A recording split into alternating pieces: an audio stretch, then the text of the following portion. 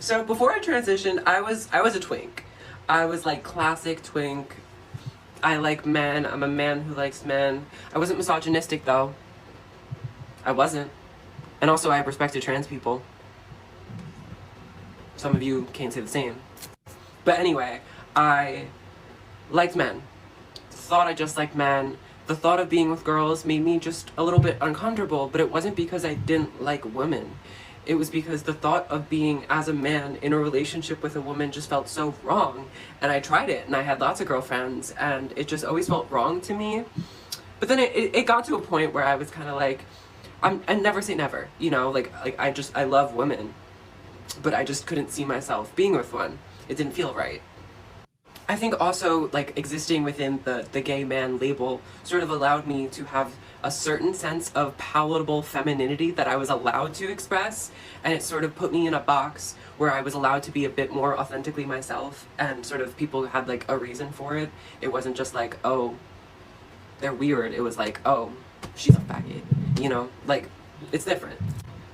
And then I started to question my own gender. And when I started to do that, I started to sort of think about who I wanted to be and also how I wanted to be in a relationship or just in a romantic partner. And once I sort of had the realization that like I could like women in a sapphic way, it was over. It was really over. And then I don't know if like actually going on estrogen changed my sexuality. I really don't feel like much has changed as far as to like how like sexually attracted I am to men, women, non-binary people. I'm pretty much equally attracted to them all. It's the romantic attraction that's not so much equal. I just love women, which is crazy because I was a man lover back in the but I wasn't. I was a man hater. I didn't like men. I didn't have any men friends. I knew zero men. I like the idea of men. I like the idea of I don't know. Compet is crazy. Honestly, reading the Lesbian Master Doc, not only did it make me realize like, oh, like Compet got me crazy, but there's also like a whole like section on it, like specifically in regards to like trans women and how like that can affect your role in Compet. It's wild. All right. Hey, everybody. Welcome back to my channel. My name is Ray. I'm a detransition male. And today we're going to be talking about the social construction of the gay identity because everyone thinks that there's only a single cause of gayness. So if someone says, I'm gay, we assume there must be this single etiology behind why someone would say, I'm gay. Namely, that explanation is supposed to be that they were born that way, that they, this is somehow some innate, immutable part of who they are. But what I want to argue in this video is that to a good degree or another, being gay is more of a social identity.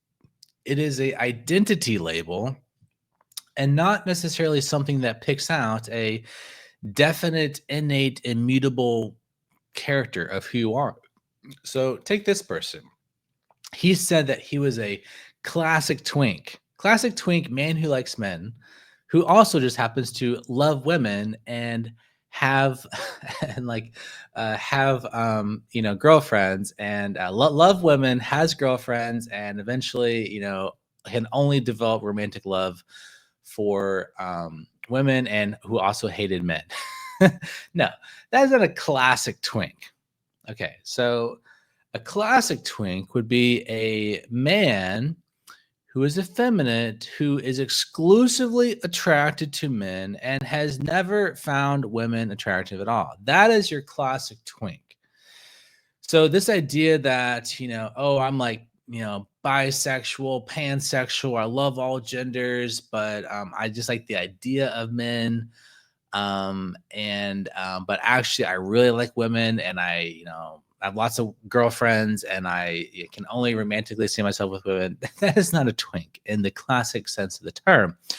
But to some extent, this illustrates the sort of difficulty with the term gay. What does it mean to be gay? to many extents, being gay is become an identity claim. It's not necessarily about an innate, immutable, born this way characteristic. It is an identity that you can claim for yourself. And this goes to show that there are multiple ideological pathways into um, same-sex attraction, because I'm not denying that this person has some degree of same-sex attraction, but we have to understand that there are multiple causative pathways into same-sex attraction, like multiple reasons why a man could end up having some degree of attraction to a man at all. And so, what I want to propose is that this person's same sex attraction was caused by autogynephilia. It is caused by something called gay GP, or meta attraction, or pseudo bisexuality. And the key thing to note is that he said that the gay identity label allowed him to be more feminine. It allowed him to express himself in a more feminine manner. Why? Because if he just acted in a feminine manner, changed his mannerisms, or acted more feminine, or wore or cross-dressed to some degree or another, and didn't adopt the gay label and didn't adopt the trans label either, then people would just say like, oh, that guy's weird. But if you say like, oh, that guy is gay, then you now have a explanation for his behavior. And that explanation creates a social narrative, and particularly insofar as, you know, identifying as gay is no longer extremely socially taboo in our society anymore. And to some degree or another, there's a degree of a social cachet in terms of identifying as gay in certain circles. That is to say, for example, the popularity of RuPaul, for example, shows that being an effeminate gay guy to some degree or another is almost like a status symbol in certain parts of the country, and the Hollywood, the liberal, progressive circles of the world. Being an effeminate gay guy, there's a certain social cachet. But the key point to illustrate is that he took on the identity of saying, I'm a gay man, not because he had this innate, immutable, born this way, same-sex attraction that made him exclusively attracted to men. He took on the gay identity label because it allowed him a social identity that enabled more feminine expression. And I also want to point out that this is also why many men adopt the trans label. It is the exact same phenomenon of having a socially acceptable narrative to explain why you're suddenly interested in wearing a dress, why you're suddenly interested in wearing makeup. Because if you just do those things and call yourself, I'm just a male crossdresser, that does, like, being simply running around calling yourself a male crossdresser does not have the same social cachet as being non-binary, being trans. And so a lot of men, when they are experimenting with their gender, they adopt the trans label because it is a useful social narrative. It gives them an excuse to act in the way that they want without people, and it allows other people, strangers, colleagues, friends, family, to have a model that explains why they're acting the way that they are acting. And so, going back to this idea that there's multiple causative pathways into same-sex attraction, there are kind of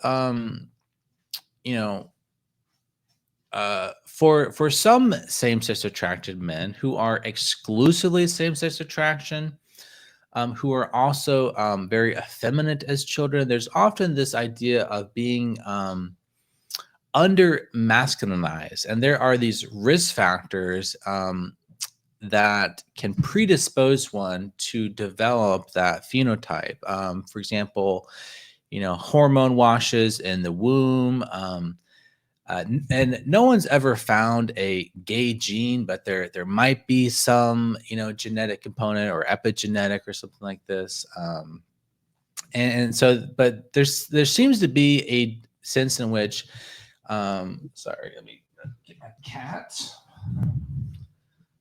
So there seems to be some evidence that if you are not masculinized properly in the womb or something like this, then this can have a predisposing risk factor such that you wind up same-sex attracted and very effeminate.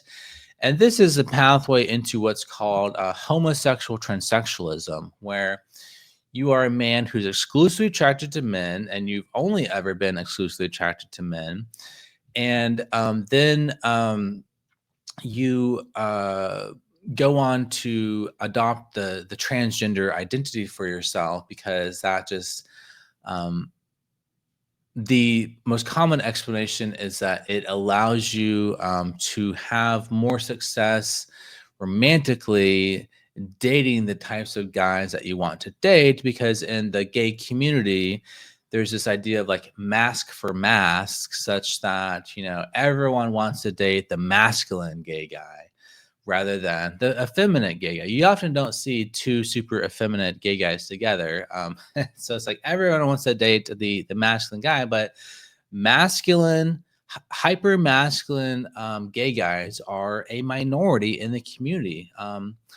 And so furthermore, this suggests an interesting hypothesis, and I've heard some gay guys talk about this themselves, or same-sex attracted men. They say that to some degree or another,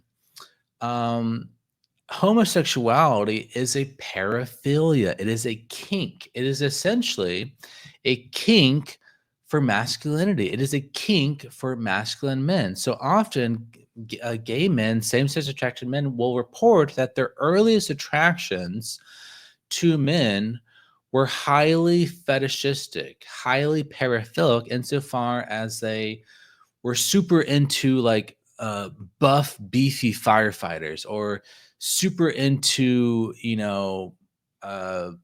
big old hairy guys. There's some specific physical characteristic that they were exclusively attracted to, and that they started masturbating to or watching pornography for. And so just like some guys get really into Asian women and they develop a kink around Asian women, for gay guys it's often this attraction specifically to this hyper masculine, beefy, firefighter type dude, this like hyper masculine dude, which also explains why in the gay community, doing a sort of like role play or drag of like, cops and military and firefighters in costumes is a very common form of role play within the gay community, because it's a sort of fetishization of these hyper masculine roles. And Dr. Joseph Nicolosi has talked a lot about this in his book, Preventing Homosexuality, where he talks about the causative factors that lead into gay identity from his therapeutic work, working with hundreds of men who were same-sex attraction, but wanted to heal from that same-sex attraction. And so when you look at the early childhood experiences, often there's a kind of like gender insecurity, such that you are you are sort of insecure about your own sense of masculinity, because again, these men are often under masculinized, such that they are more sensitive, more effeminate. They are more artistic. They're often not as athletically capable. So they're very they're into more feminine hobbies like cooking or sewing or something like this. And so they are kind of like special little boys. And these special little boys don't get along with the other boys in the neighborhood. They can't keep up with the rough and tumble play. They can't keep up with the sports and the athleticism. And in terms of the pecking hierarchy in the neighborhood, in terms of, boys develop these pecking hierarchies, in terms of like who can run the fastest, who's the strongest, who's the most daring, who's the most macho, the most machismo. And in these pecking hierarchies, these special little boys are at the bottom of the hierarchy.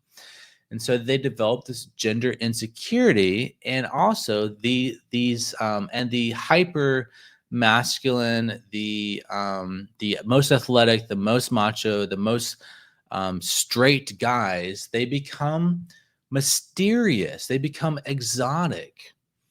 And so as you're starting to go through puberty, this sort of gender insecurity, this sense that you don't measure up to the masculinity of other men, and often this is coupled with having a absent father and a overly attentive mother, such that you're far more close with your mother and you don't develop a strong bond with your father. And so you don't really see your father as this role model, or you feel like you don't live up to the masculine expectations of your father.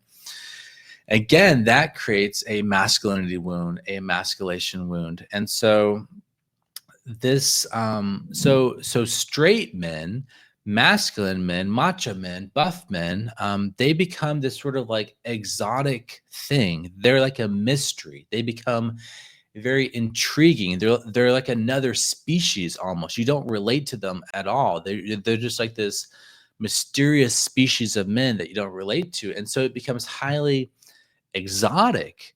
And the idea is that the exotic becomes the erotic. The exotic becomes the erotic. And so this is why mask for mask is such a big thing. When in reality, most gay guys aren't masculine in that traditional sense. So there's all these like effeminate gay guys who are hoping that they'll wind up with a masculine guy.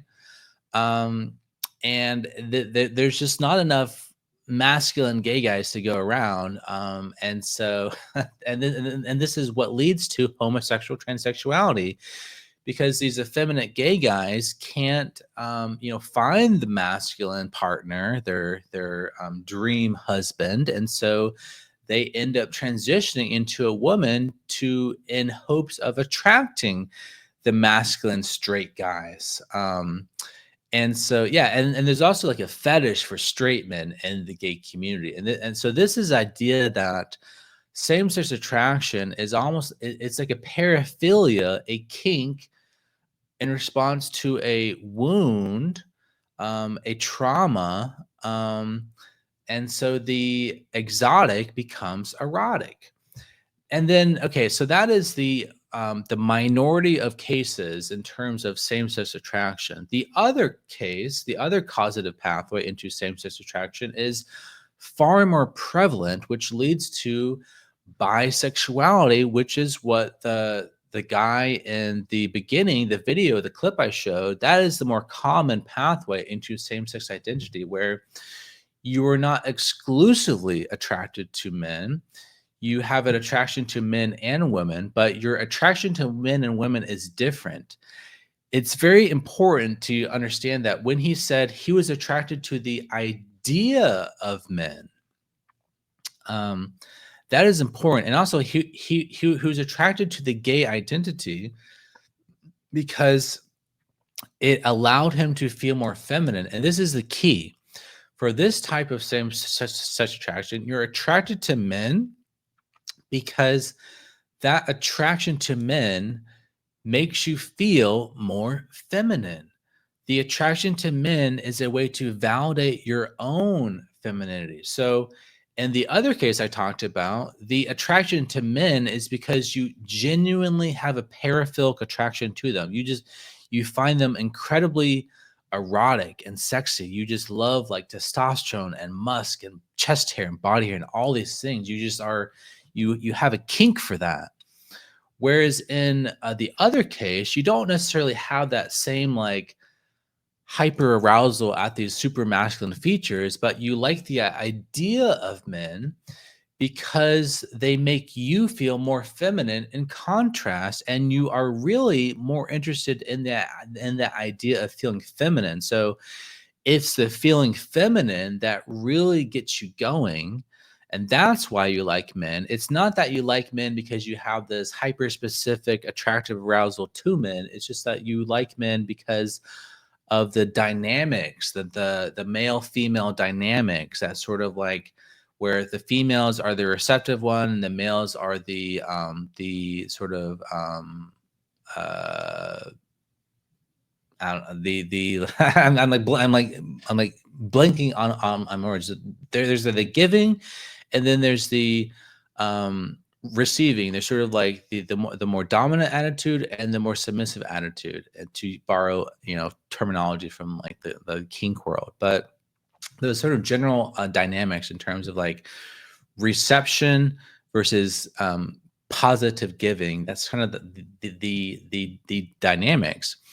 And so you take on the gay identity because it's a convenient way for you to feel more feminine. And so in this case, this guy, he had an attraction to women, but somehow that attraction to women became internalized so that he was attracted to himself being a woman or acting like a woman or something like this.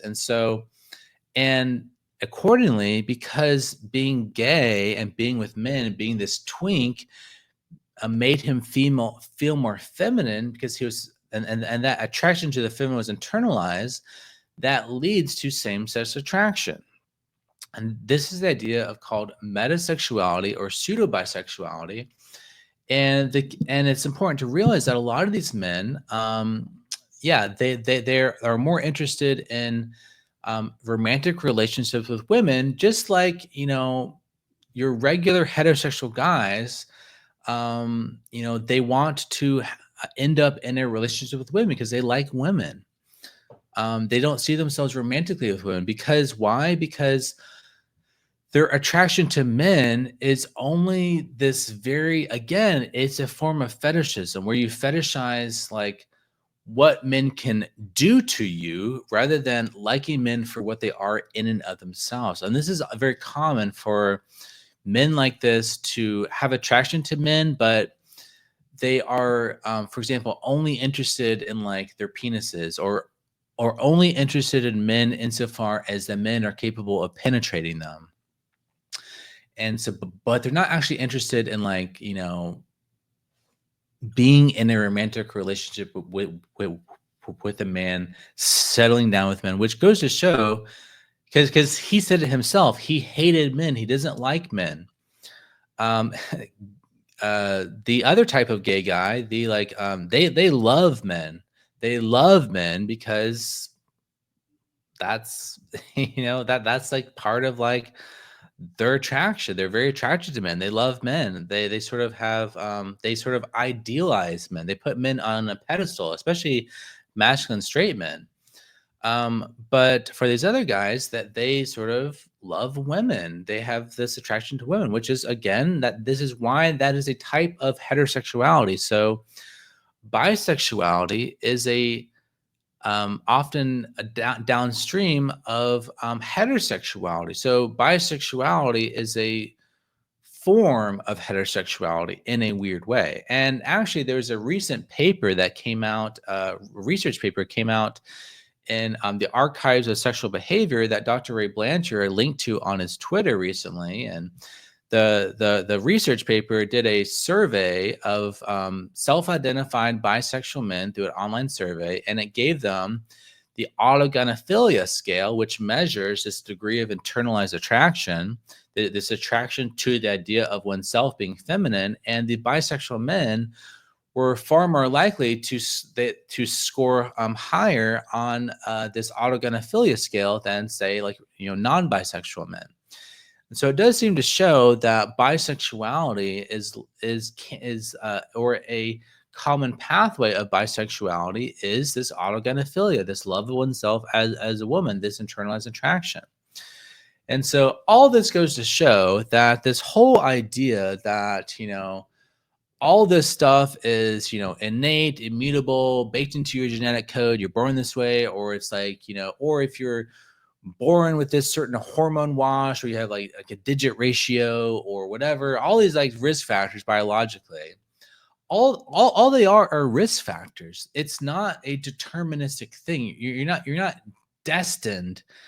You're not programmed. You're not a robot. There's no determinism here. There's no fatalism. You're not fatalistically determined to be a gay guy or to adopt the gay identity, because a large degree or another, sexuality is far more fluid than it's often admitted, because there's this idea that your sexuality is this like innate core part of you, that you're born with it and it doesn't change at all over your life. But actually, sexuality is far more fluid than we realize, and it's far more susceptible to childhood influences, to trauma.